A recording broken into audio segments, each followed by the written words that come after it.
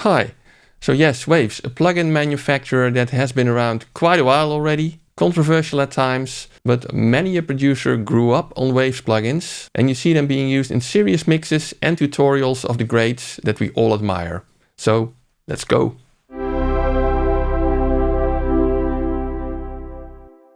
Now, I've been using Waves plugins myself as well for many years already, because they have some great classic plugins as well as some nice new additions that are really useful and work really well when mixing and producing music. So in this video I'm going to present some of my personal favorites, which I think might be useful to you as well. Now, full disclosure, Waves recently contacted me and provided me with a subscription and affiliate links to all of their plugins. But the plugins I'm talking about today I have used many years before they contacted me already.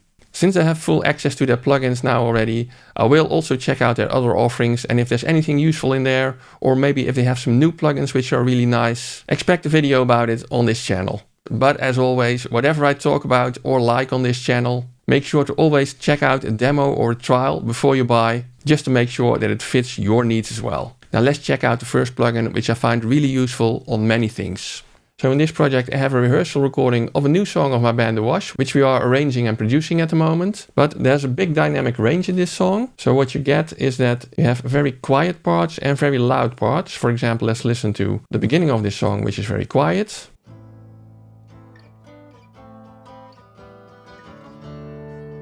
Whereas over here it's much louder.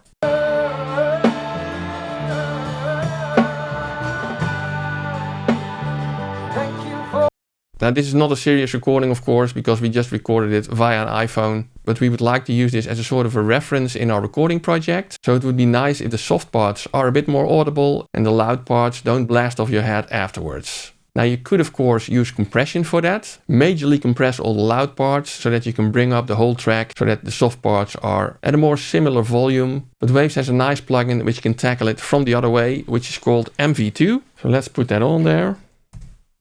And MV2 is what Waves calls a low level and a high level compressor at the same time. It has a slider for the low level, meaning that it will bring up anything which is below this threshold which you set over here. And at the same time it can compress the parts of the signal which go above this high level over here. And that part of the plugin is just classic compression like we're used to. But this slider for the low level causes what's also called upward compression, increasing the volume of the soft parts below that threshold and not touching the loud parts. So let's try that on this track.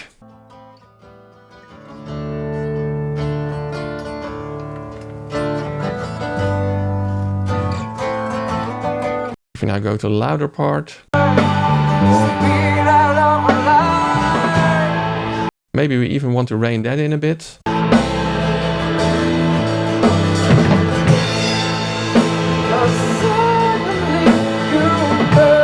So let's check the difference again now.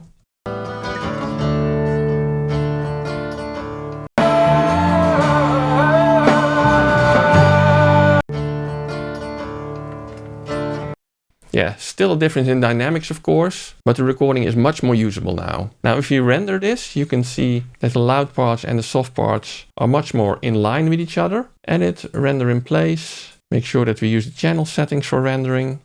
So as you can see in the resulting audio, quiet parts have been pulled up severely to be more in line with the loud parts. The whole track has gotten a bit of a gain boost as well. I could have compensated for that with the output level over here, but the idea was more that you could see the difference between the quiet and loud parts, which have been significantly reduced. So I now use it pretty heavy-handedly for this file, but you can also use it in a much more subtle way, for example, to bring out the real details in the vocal recording, to make it really nice and intimate, by pulling up all that low-level stuff. Or for example, to bring out the ghost notes on the snare, to increase that usually softer part of a snare recording. All in all, a very useful plugin.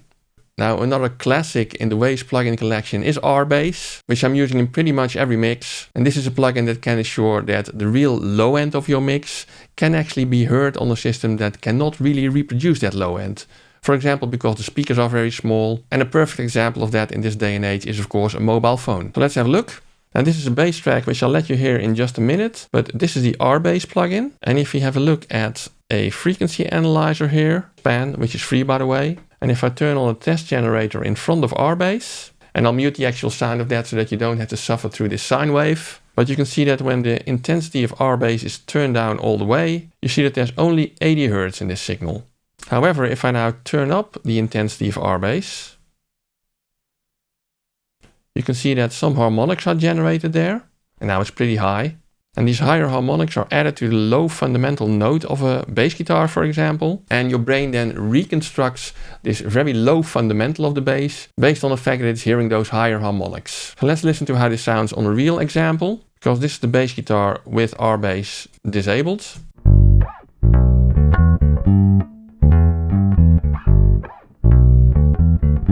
And let me turn up the intensity now.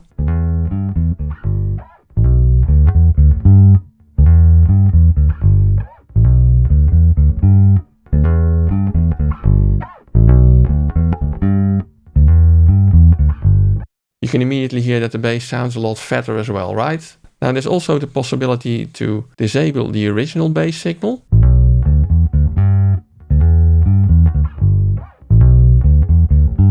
You can compensate the output gain here, because turning up the intensity does also cause the bass to get louder. And you can also set the frequency that this effect works on. Basically, whatever is below the frequency that you set over here will be affected by our bass. Now it's not only for bass guitar, it also works great on kick drums, for example. Now if by now you like this video or find it useful, please give it a big thumbs up for the YouTube algorithm so that more people get to see it. Subscribe to the channel and ring the little bell icon if you want to get notified when I publish another video. And if you want to support the channel more, you can use the super thanks button below the video as a virtual tip jar, or buy anything via the affiliate links in the description. I will then get a small kickback without any extra cost to you. And I also have specific Waves affiliate links in the description below to any of the plugins that I'm talking about in this video and to the Wave store in general. So highly appreciate it if you use those affiliate links if you buy anything in those stores. But let's get back to the video. Now another very useful plugin to me, which I use in pretty much every mix, is Waves Center. And this plugin works on the stereo signal, and it detects how much of the left and right side of the stereo signal are the same and are thus presenting a phantom center to the listener. And then you can raise or lower the level of the phantom center or of the sides. Let's have a look. And in this example, I'm using a pretty forceful piano recording in a track called The Calling by my band The Wash. Without anything, it sounds like this.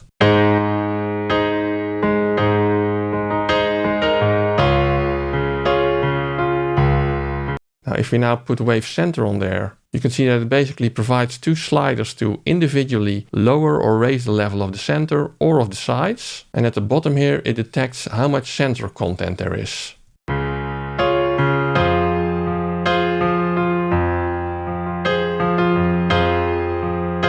Now, when that varies throughout the track, we can listen to that by turning off the sides. So you now get a mono signal straight through the middle.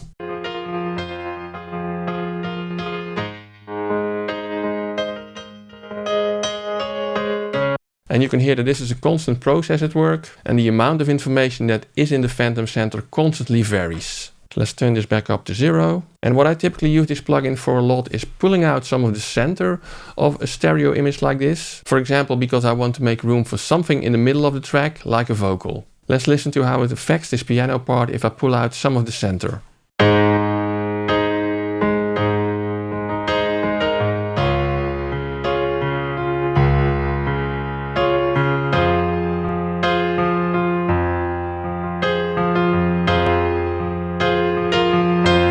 Yeah, so the track still sounds the same, but it definitely creates more room in the center for another part of the song. Now you have some other controls on there as well. For example, if pulling out the center caused the low end to be reduced, you can correct that by pushing the low end more to the sides, like this. If reducing the center caused your highs to be reduced, then you can correct that by pushing the highs more towards the center.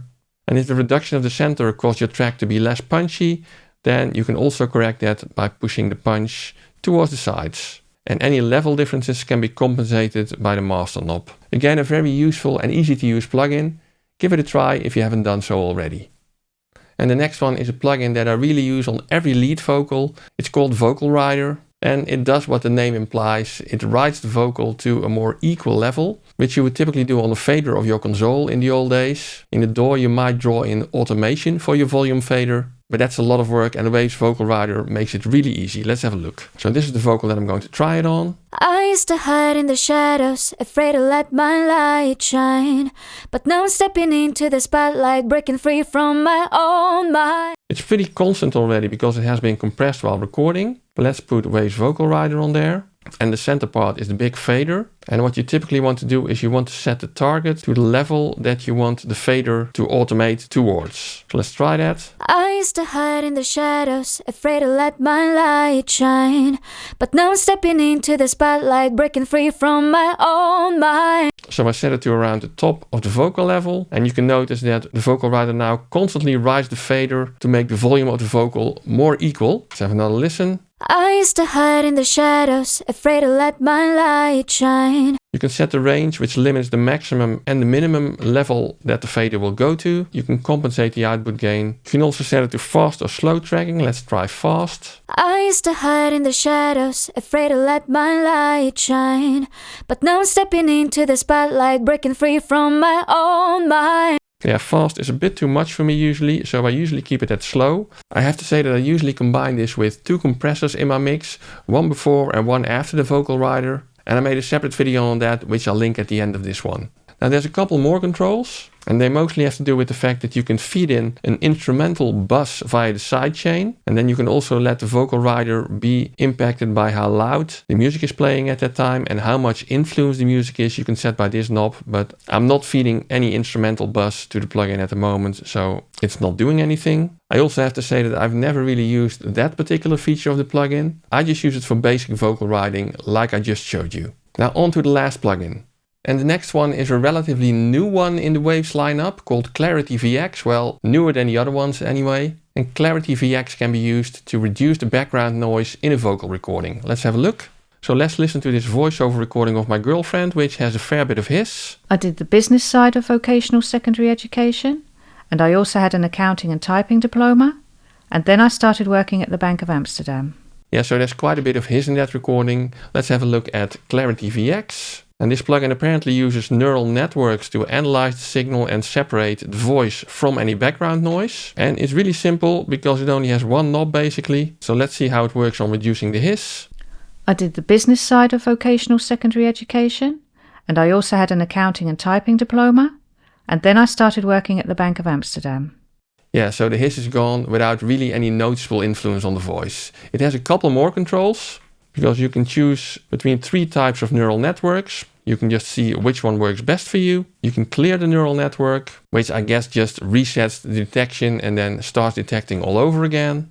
And there's a little display of how much reduction is taking place, where the white line represents the input signal and the reduction is shown underneath in pink. Let's see how that looks for this reduction. I did the business side of vocational secondary education, and I also had an accounting and typing diploma, and then I started working at the Bank of Amsterdam. Yeah, I don't see much of a difference in that control, but it works great. And actually what I'm asking from it now is quite easy, because I've also heard this remove much louder background noises like cars or birds or dogs or anything like that. It's really quite a remarkable plugin for this kind of work and also easy to use. So these were really my favorites and most often used Waves plugins. But I'm curious, what are yours? Let us know in the comments, and also let us know what you use those plugins for and why they work so well for you. And if you don't have anything to comment, just drop an emoji in there for the algorithm. Now, when I was showing you Vocal Rider earlier on, I also mentioned that I have a very nice signal chain for producing a very smooth vocal using Vocal Rider as one of the plugins. And I have a separate video about that, which I will link over here. Check it out, enjoy, and see you soon.